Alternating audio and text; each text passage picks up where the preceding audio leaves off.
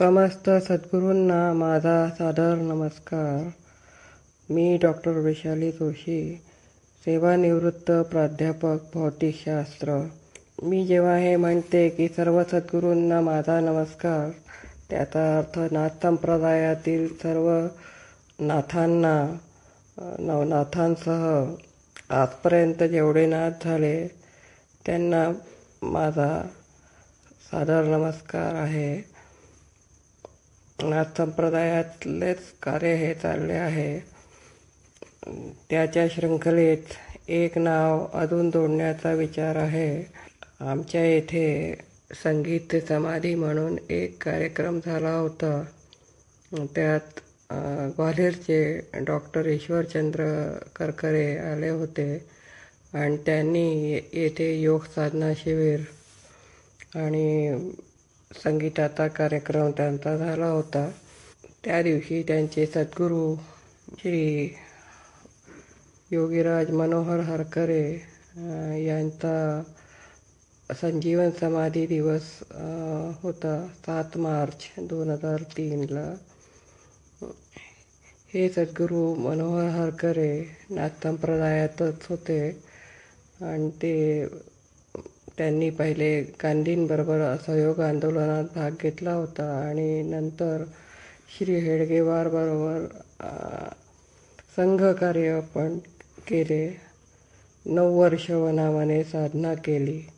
ग्वाल्हेरला ढोलिबाच्या मठात 8 दिवस यांनी साधना केली होती.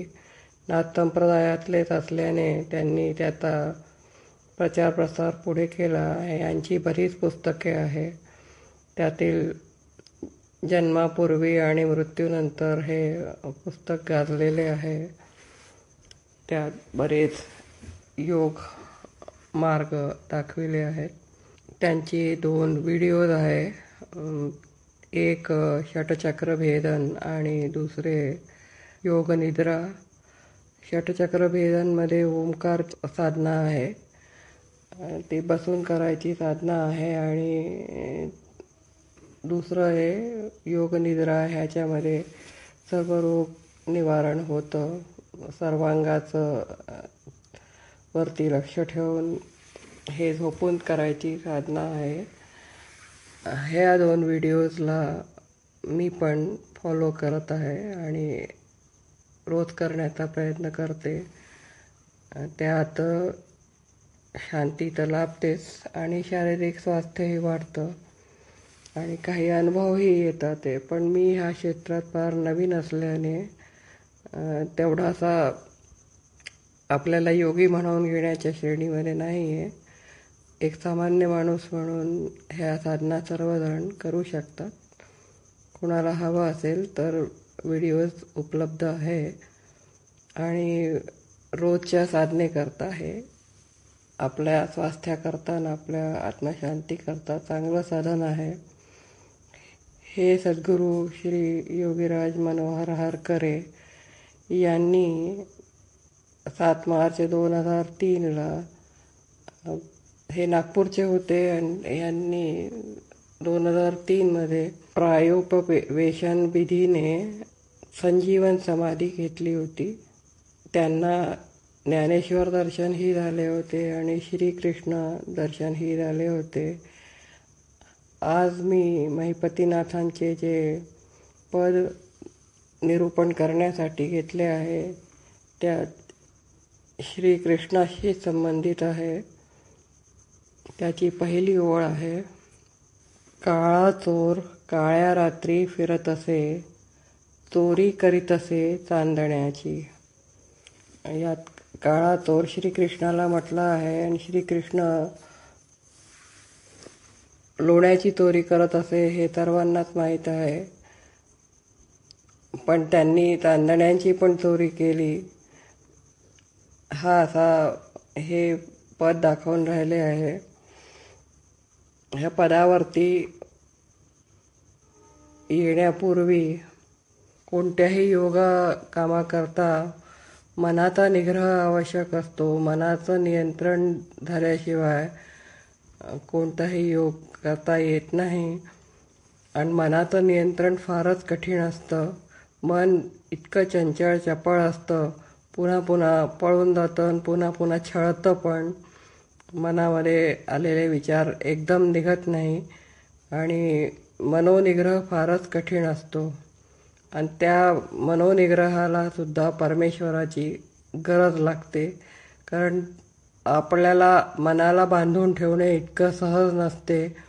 एकदा तर आकाशाची चौघडी करता येऊ शकते, महामेरूची पुडी बांधता येऊ शकते, शून्यामध्ये नरडी मोडता येऊ शकते, पण मनाच्या ज्या इच्छा खूप अनिवार्य असतात आणि त्यांना जिंकता येत नाही. पुन्हा पुन्हा एक ती इच्छा तोंड वर करते आणि माणसाचं चित्त भरकटतं आणि त्यामुळे तो योग होत नाही. याकरता एकनाथी भागवत आहे.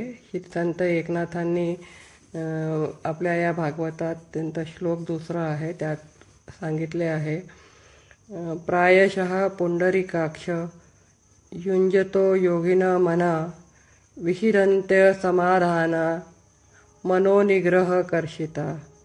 हा मनोनिग्रह कसा करायचा यावर हा श्लोक आहे. त्यात मी त्यांच्या ओव्या परत म्हणून दाखवत आहे. संत एकनाथ महाराज म्हणून राहिले आहे, ऐके कृष्णा कमलनयना क्षीणता साधक साधना कदा ना कळवे मना तेही विवंचना अवधारी निग्रहावया निजमन साधक साधती प्राणापान त्यासही छळोनिया मन जाय निघून तत्काळ.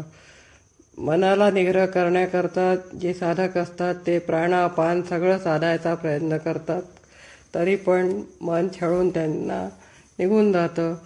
घालून या एकांती आसन मनोनिग्रही जे सावधान त्यासीही ठकून या मन जाय निघून चपलत्वे. मन इतकं चपल असतं की ते चोरी ठगी करतं एक तऱ्हेचे आणि ठगून निघून जातं. म्हणजे कितीही आसन घालून कसंही मनोनिग्रह करण्याचा प्रयत्न करा तरी पण ते मन इतकं चपळ असतं की त्याचा निग्रह होत नाही.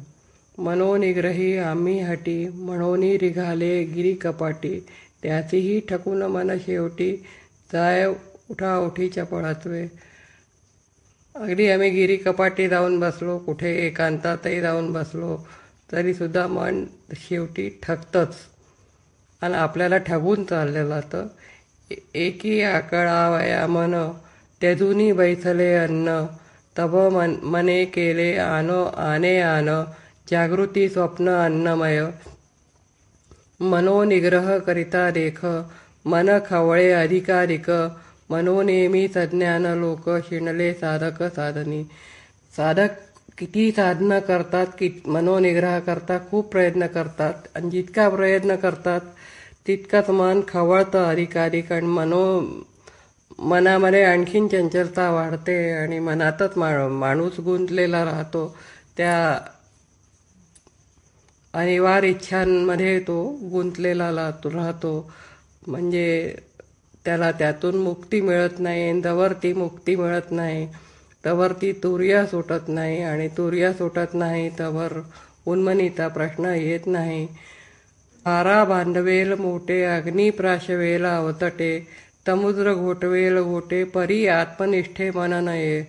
म्हणजे इतक्या सगळ्या गोष्टी झाल्या. वाऱ्यालाही बांधून ठेवा, अग्नीला थंड करून ठेवा, समुद्राला घोटून एक घोटाचाही करून दिला तरी हा जो मन आहे हे आत्मनिष्ठेत लागत नाही आणि चारीकडे सैरावैरा फिरत राहतं.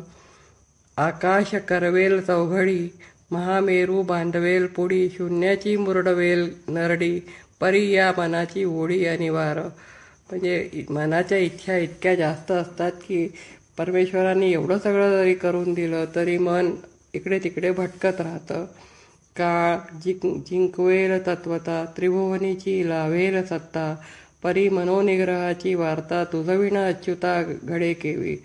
म्हणजे काळ सुद्धा जिंकून घेऊ, त्रिभुवनाची सुद्धा आम्हाला सत्ता मिळून जाईल, पण हे मनोनिग्रह तरी पण होत नाही. आणि हे अच्युता म्हणजे हे श्रीकृष्णा हे तुझ्या विना घडत नाही. तुझी कृपा नव्हता जाण साधका कदा नावरे मन, तू तुष्टल्या जनार्दन. मनपणा मन स्वये विसरे. तू जर संतुष्ट झाला आमची भक्तीने, तू श्रीकृष्णाचा प्रसन्न झाला, तर हा मनपणा मन स्वयं विसरून जातो. म्हणजे मनात मनपणाच राहत नाही आणि मग त्या अनिवार्य इच्छा राहत नाही आणि मन चित्त त्याच्यात गुंतत नाही आणि मनातून बाहेर निघतं. याच्याकरता श्रीकृष्णाचीच शरण जायला हवे. सर्व भावे न रिगता शरण, साधका कदा नावरे मन. मनोनिग्रहार्थ जाण, तुझे चरणा शरण रिघावे. म्हणजे मनोनिग्रह करता तुझ्या चरणाला आम्ही शरण यावे. आता हा एकनाथी भागवतचा श्लोक आहे. आता आपण पुढे पदाकडे वळूया. पद आहे, काळा चोर काळ्या रात्री फिरतसे, चोरी करीतसे चांदण्याची. पद फार लहान आहे आणि कमी लाईनचं आहे आणि त्याच्याकरता एकनाथी भागवतचा मनोनिग्रहाचा श्लोक सांगितला. काळा चोर काळ्या रात्री फिरतसे, चोरी करीतसे चांदण्याची. काळा चोर याच्यामध्ये श्रीकृष्णालाच म्हटलं आहे आणि तो काळ्या रात्री फिरतो आणि चोरी करतो चांदण्याची, म्हणजे चांदण्या लपवून ठेवतो. म्हणजे त्याच्याकडे सगळं काहीच अशक्य नाही, त्याची अघटित करणी आहे. आकाशाची त्याने केलीसे चौघडी, बांधिले गाठोडी सूर्यचंद्र. त्याने इतका चमत्कार केलेला आहे की सूर्यचंद्राला सुद्धा गाठोड्यात बांधून ठेवले आहे आणि आकाशाची त्याने चौघडी करून टाकली आहे. जसं आपण कोणता अंथरूण ची घडी करतो त्याप्रमाणे त्याने आकाशाला सुद्धा चौघडी करून टाकली आहे. समुद्रात केली पहा पायवाट. त्या श्रीकृष्णाने समुद्रामध्ये पायवाट केली आहे, म्हणजे समुद्र एवढा आटवून टाकला आहे की त्याच्यावर पायी चालू शकतो. म्हणजे हे अद्भुतच करणी आहे. आणि ही पायवाट केल्यानंतर मनाचा पूर्ण निग्रह झालेला आहे आणि उन्मनीचे बेट ओलांडिले. आणि उन्मनी अवस्थेमध्ये जे बेट आहे ते सुद्धा त्यांनी ओलांडून दिले, म्हणजे पैलथडीला नेले, म्हणजे भवसागरातून पार केले. नाथ नरहरी धरितसे चोर. नरहरीनाथ या उन्मनी अवस्थेपर्यंत महिपतीनाथांना नेतात आहे आणि तो श्रीकृष्ण पाहिल्यावर त्या चोराला धरतात आहे आणि महिपती पोर कापत असे. आणि हा महिपती तर लहान बाळ आहे, सद्गुरुनाथाच्या कृपेने उन्मनी अवस्थेपर्यंत पोचला आहे. आणि हे सर्व पाहून आकाशाची चौघडी झाली आहे, सूर्यचंद्राचं गाठोडं बांधलं गेलं आहे, समुद्रामध्ये पायवाट झाली आहे. हे सगळं घटित पाहून तो महिपतीनाथ कापत होते आणि नरहरीनाथांनी त्या चोराला धरलं होतं, म्हणजे त्यांना परब्रह्मापर्यंत पोचवले होते. असा ह्या पदाचा अर्थ आहे. सद्गुरुनाथ महाराज की जय. नरहरीनाथ महाराज की जय. महिपतीनाथ महाराज की जय. धन्यवाद.